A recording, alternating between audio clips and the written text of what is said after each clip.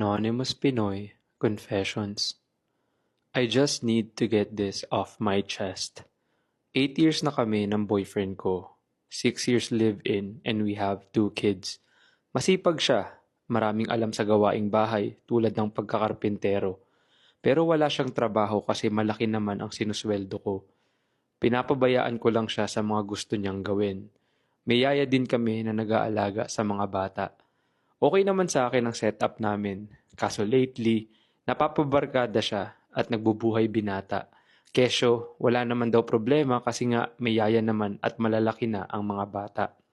Minsan maghapon siyang wala, maski chat, wala, tapos uuwi, lasing. Minsan din masakit siya magsalita kapag nag-aaway kami, lalo na kapag nakainom.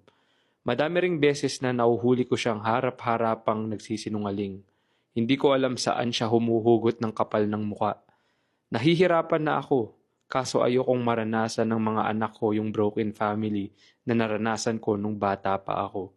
Naaawa ako sa kanila pero naaawa din ako sa sarili ko.